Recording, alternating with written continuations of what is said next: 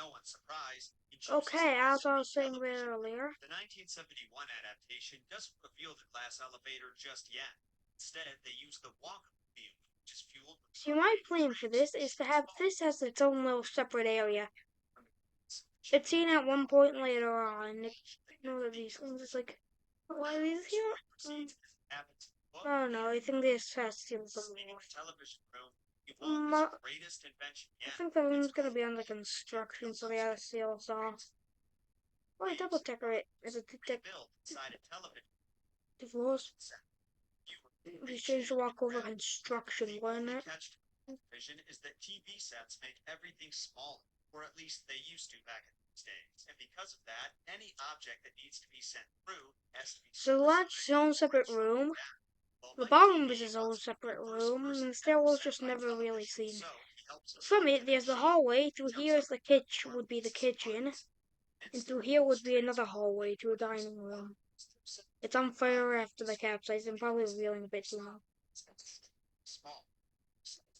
To here, there are two doors. Probably but size doesn't matter. Either way, his parents are flummoxed over how to fix this, and to be honest, so is Wonka. So we suggest putting him in the machine for stretching chewing gum, because boys are always stretchy and elastic. Now in the book, Oh yes, don't you love the scene Star Wars where we go to JavaScript's palace? Like Wave Society joke he's one, restated obviously. basically. This is stark contrast to the wild but as I mentioned before, there is no honesty test in the book or in Burton's film. Charlie and his grandpa take a back seat to the terrible children and the fantastic factory around them, to the point where Wonka feels like the main character and not Charlie. Burton film tries to remedy this by having Charlie interject with questions about Wonka's childhood throughout the but those are followed by a series of flashbacks that explain how Wonka's trauma led to him becoming a candy-obsessed maniac.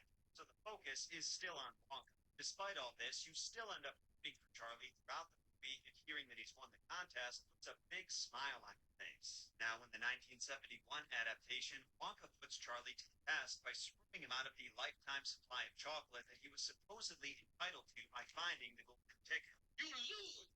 And this makes Grandpa Joe so Wait, angry that he tells Charlie they're going to give Slugworth one of the everlasting gobstoppers he asked for. But unlike Grandpa Joe, who spent 20 years pretending to be crippled when all he needed to do was stretch, Charlie has a sense of pride and dignity. And so he returns the gobstopper to Wonka only to find out it was all a test. You what? Slugworth wasn't Slugworth at all. He was an employee of Wonka's who was ordered to offer each child a bribe in exchange for a gobstopper to see if they were honest or selfish, sneaky little rats. After sharing sneaky. Wonka takes Charlie You tell Richard he is up. elevator, Yeah. Charlie to press Yeah.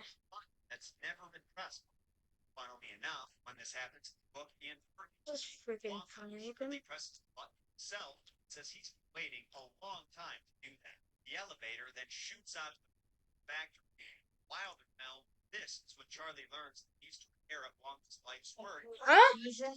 Oh, freaking what? Huh? The relationship Time. years ago when his father banned him from eating candy, then abandoned him. He rebelled. Wonka's conquering of his inner demons gets him over the mental hang-up that left him opposed to Charlie's family joining them in the factory, and in the end, he moves their ruddy house into the chocolate, and they live happily ever after.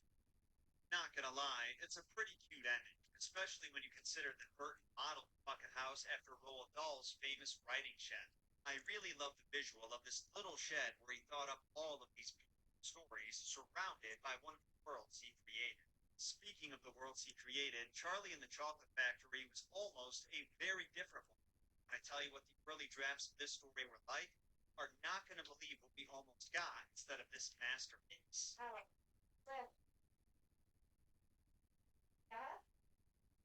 So all of the information I'm about to share comes directly from Roald Dahl's wife, Felicity Dahl, in an interview that she did with the BBC in 2017. And you're going to want to hear every detail. First off, she said that Charlie was originally written as a little black boy until Doll's friend and literary agent Sheila St. Lawrence advised he scrap that detail because it wouldn't appeal to readers. Interestingly, I don't think the published version mentions anyone's skin color except for the Oompa Loompas. The illustrations show that Charlie is white, but the descriptions of his physicality focus on him being skinny as a skeleton, not a particular pigment. This version also doesn't seem to plotline about Wonka's factory being infiltrated by spies, causing him to shut it down, or Wonka needing an heir to his throne. Instead, the whole reason for the golden ticket contest is because he's being bombarded with requests from children to see his factory and can't resist them any longer. So he decides to let 7 children on the tour, not 5. The extra 2 kids would have been named Marvin Brune and Miranda Piker. I also read on IMDb that while Burton was developing his film, he got to read some of these early drafts himself, and one of the most shocking details was that one of the children's names was Herpes, and I cannot help but wonder if that was Veruca Salt's original name, considering that Veruca is a kind of wart you get on your foot. It's not a wart. Bottom of your Take that with a grain of salt, though, because IMDb doesn't cite its sources and trivia, and I couldn't find the interview where Burton said this. Back to the story, at some point along the factory tour, this version of Charlie ends up in the Easter room, where he finds a life-sized mold shaped like a chocolate boy, similar to a chocolate bunny, and Wonka helps him get into the mold before getting distracted and walking away. As he walks away, the mold closes on poor Charlie and starts to fill with chocolate.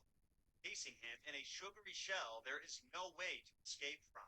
And the worst part is, no one knows where he's disappeared to, not even Wonka. After the tour is over, Charlie is still encased in chocolate and is taken to Wonka's house. Chocolate Boy is apparently meant to be a gift from Wonka's son, who's going to crack it open the next day. Charlie is relieved that he only has to spend one night in his chocolate prison, but things take a sinister turn when the sun goes down. While he's waiting in the family room, Charlie witnesses burglars break into the Wonka's house and steal all sorts of precious goods, like jewelry and antiques. Seeing an opportunity, Charlie musters some strength and groans very loudly, which alerts the Wonkas that someone is in the house. So the burglars end up being caught and sent to prison, while Charlie is freed from his own prison.